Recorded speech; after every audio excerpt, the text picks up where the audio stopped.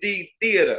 Let me Oh, tell folks, first of all, Will Power is this incredible, amazing, gifted, talented artist, uh, kind of internationally known as a playwright and performer. I know the brother really as a playwright. We worked together in Dallas Theater. We were actually at the Dallas Theater Center together for a while. In intimately. one of his incredible productions, Stagger Lee. Right. And we were on staff together there. That's right. We all staff together. Yeah. So how are you, brother? Doing pretty good overall, my man. I appreciate asking. I'm maintaining. You know, my family and I have food, and we're pretty good in our little tiny circle. I am so worried about what's going on in the world right now. So I'm also doing my best, not officially like you, but I'm trying to do my best to kind of continue to reach out to people, you know what I mean? And get phone time with people. And, you know, it's just a lot of things are up in the air right now. I You know know, what I mean? brother. So where were you, man, when this whole thing hit? Well, the early part of the year, for whatever reason, I had two major premieres going.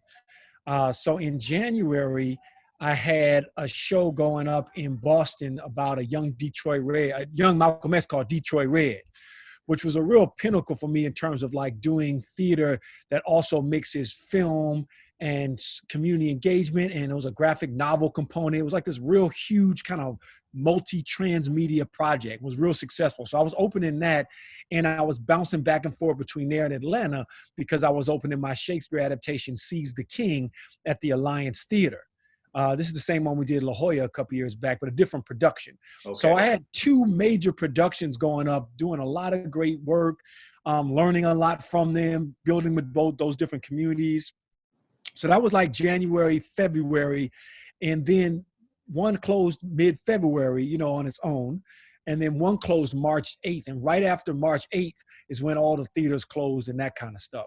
So your productions were able to do their entire run. they were able to do that kind of thing. So that was really cool. But the first couple of months I was kind of going between the Alliance Theater, Arts Emerson in Boston, and then I'm a professor at Spelman College. So I was kind of bouncing between those three things. And then that finished, and I had planned to be home, you know, focus a lot more on teaching. I had a couple of student productions that was going to be happening and kind of getting ready for these summer productions I have. So all that stuff got canceled, you know what I mean? And so really now it's been about like stabilizing, making sure the family is good.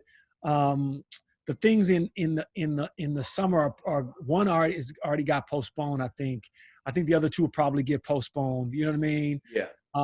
And so that's kind of what's going on, man. Like I'm well. It's real surreal, you know.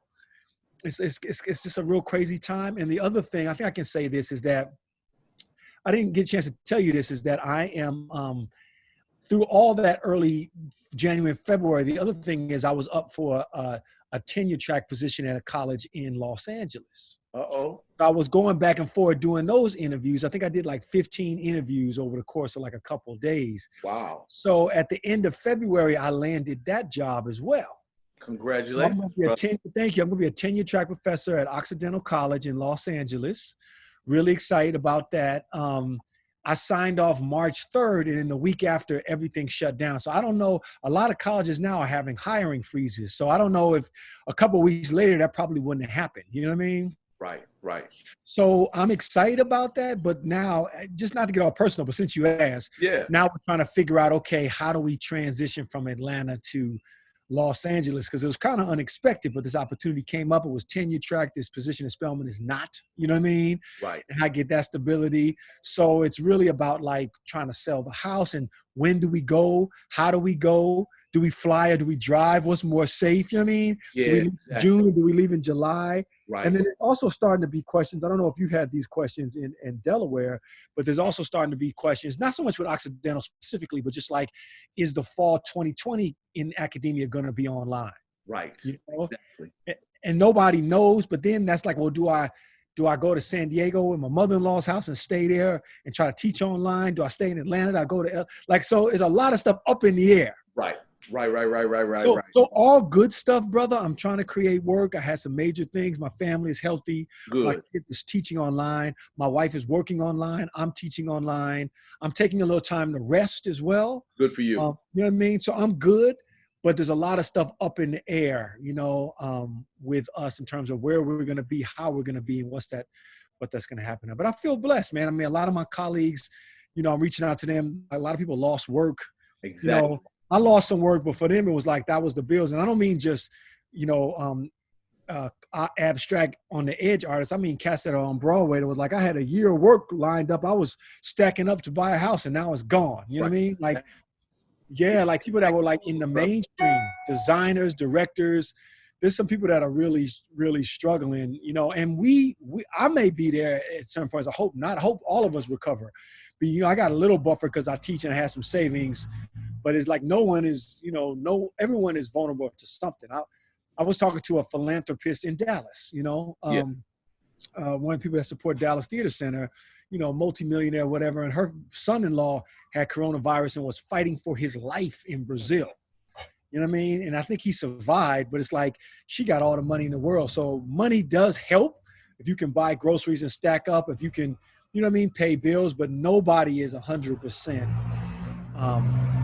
at all safe, so we're kind of all in this together. So all right, brother. That's how I'm doing, man. That's how I'm doing. Yeah. Thanks for having me. Things for me with this Social D Theater, man. I wanted to reach out to, my brothers and sisters who are artists together, because theaters across the country, we shut down. It's dark. Right. It's dark. It's kind of Broadway, brother. Broadway's closed down. Broadway is closed. The Alliance is closed. I talked to a major Lord Theater last month because I had a couple of projects going there. And I, for some reason, I thought that they would give me some assurance or have a plan. This one guy who's like one of the associate artistic director, he was like, well, what do you think is going to happen? I don't know. And I was like, you don't know? I don't know why I thought, but for some reason I thought they would they'd have some inside scoop or something. Right. Jack, you know what I mean? Exactly. So I think it's some interesting things. I will say a couple of things about that. I feel like, obviously theaters are trying to put a lot of stuff online right now, and I'm of two minds with that. One mind, I'm like, yeah, it's important to kind of keep that community going, that kind of thing.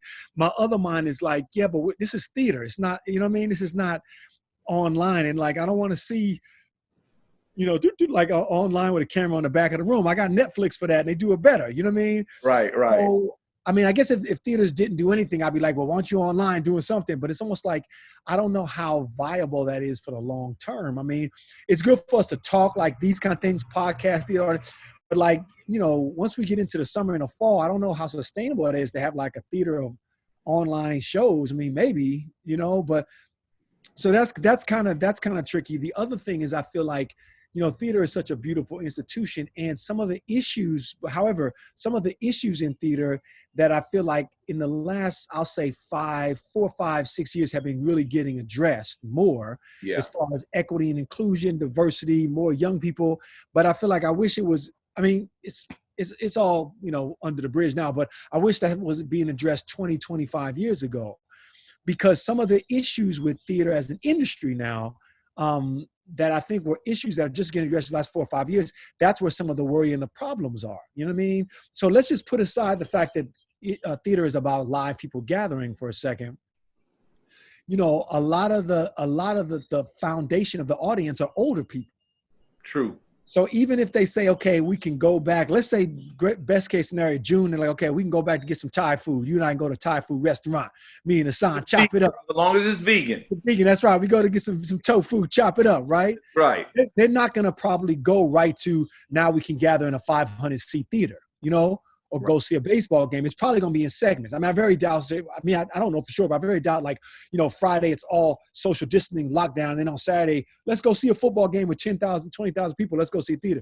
So it's going to be in waves. And then after that wave, are those older people going to come back right off the bat without a vaccine? Like if I was 75 and I had disposable income, I don't know if I'd go right back to the theater. I'm just being honest. Initially, I would go back eventually. Well, I'm like, is the vaccine available? You know what I mean? So I kind of feel like some of the problems that haven't been addressed, in my opinion, to the extent that they could have, some theaters have addressed them more than others. That's an issue, because if it could be mostly or a lot more young people as the base of theater, maybe that'd be a lot more less risky to go back to. You know what I mean? But are those theaters going to go back? So my feeling, Hassan, is that theater is an art form that is as old and as central to who we are as human beings. You know what I mean? And theater is not going to go away. Theater is going to come back. Theater is not even gone now. Like, theater is always going to exist. Theater has been through multiple plagues. You know what I mean? You know what I mean? Exactly. And worse plagues than this. So I have faith about that. And I'm actually looking forward to how yourself and me and a lot of the younger people, even how it transforms. What kind of new theater do they develop to do the time? So I'm not worried about that. What I'm questioning is the theater industry as it stands now. And how is that going to be impacted? Right. I'm not sure.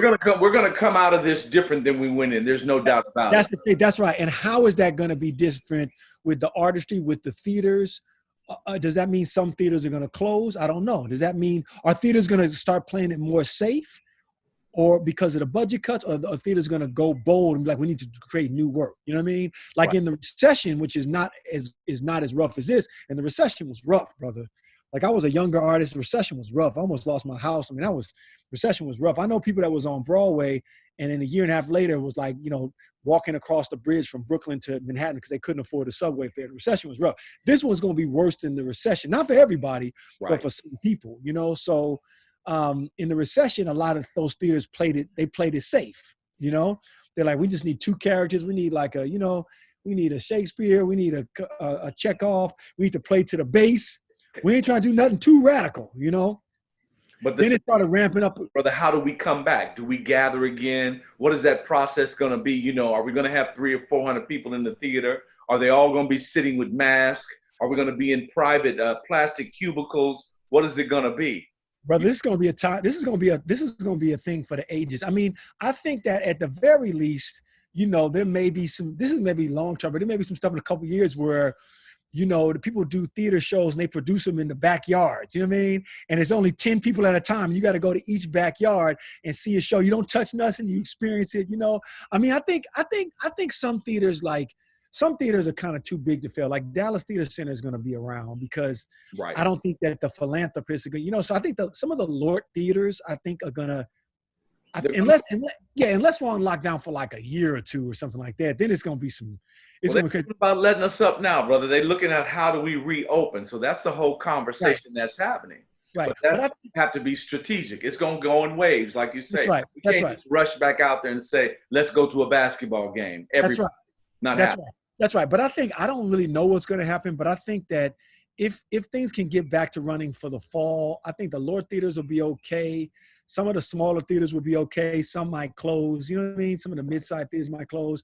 I don't know if that means, but it's tricky, brother. I don't know, because then it's like, let's say I go to a theater like the Alliance or the Goodman Theater, right?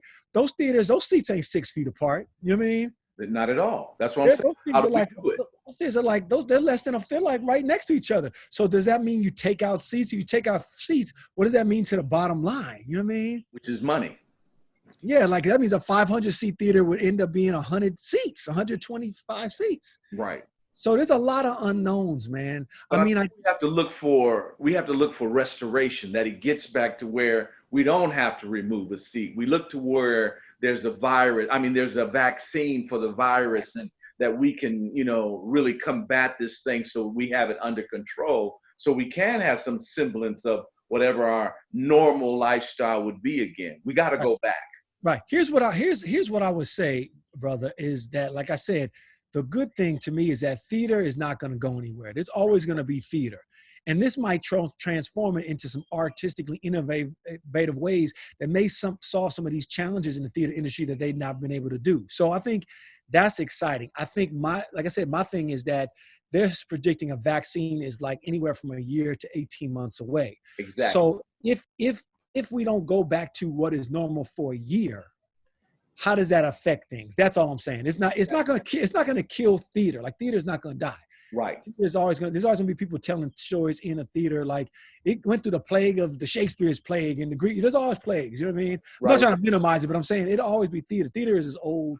Storytelling is old. But it's like, what happens to those people? Do people get out the game?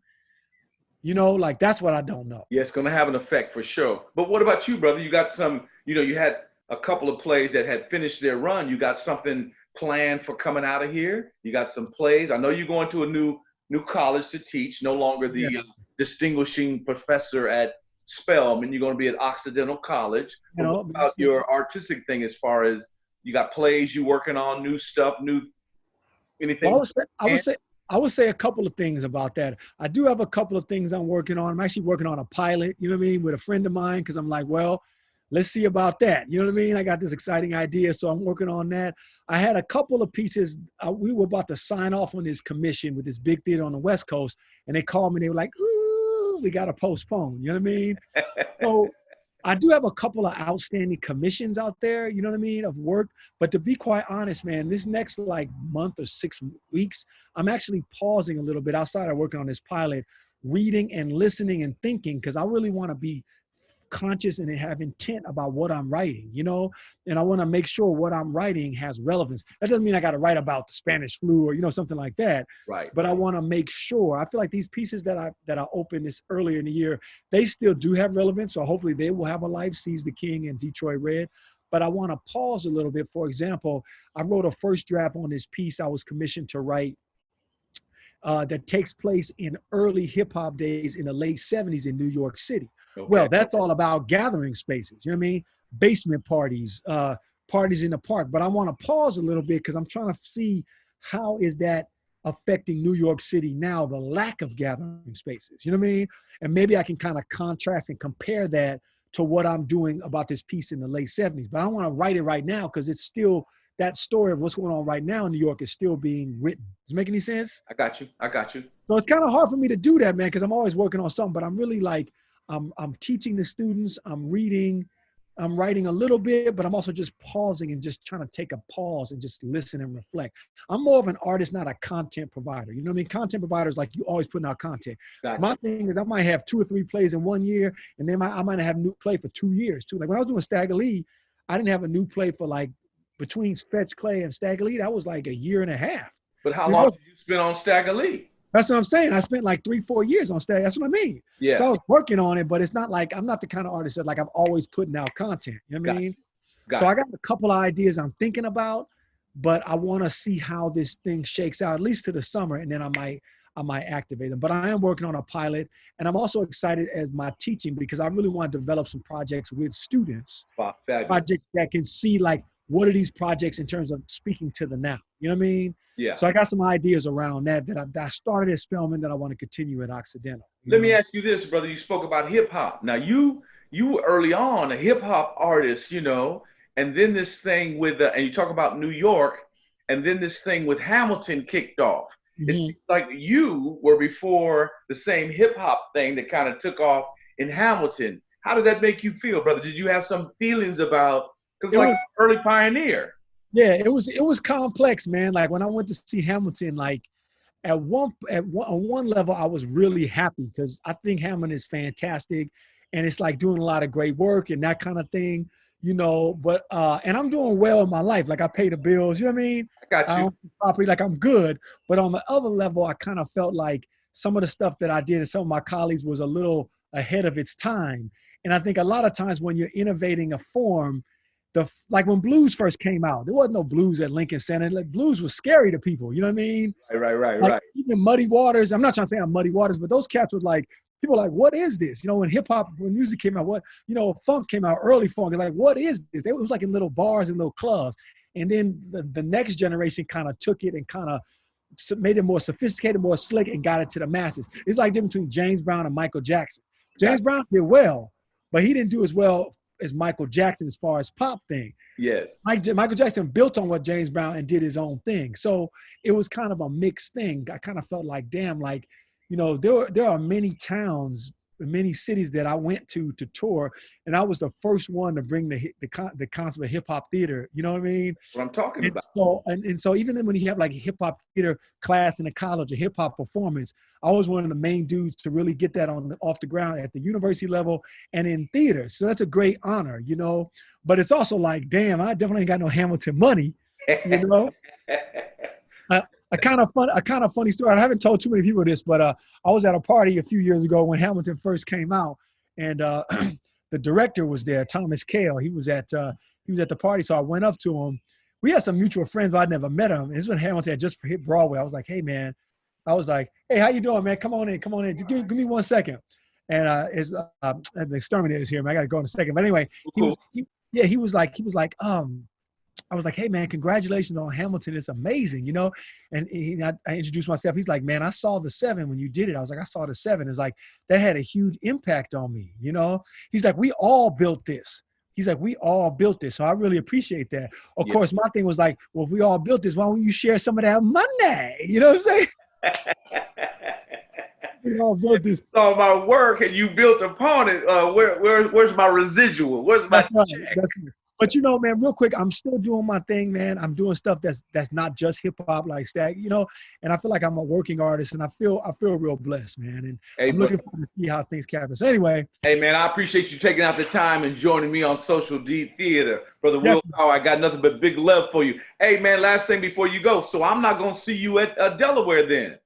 I'm not The gonna see, business yeah, I'm artist locked down. thing. Yeah, I'm locked down on Alexander, but we can still do something for that one time next time I'm out there once they put back the planes and stuff, man. Okay, okay. Then we'll And I look might forward be, to getting together with the students, man. yeah, when I get to the West Coast, I'll call you, man, because if you're still in San Diego and they lift this, we'll hook up. All right, much love. Love Peace, you, brother. Take care. brother. All right. All right, Willpower. Yeah. Yeah.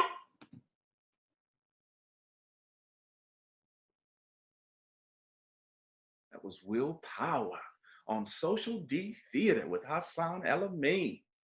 All right, my brother. Brother working all over.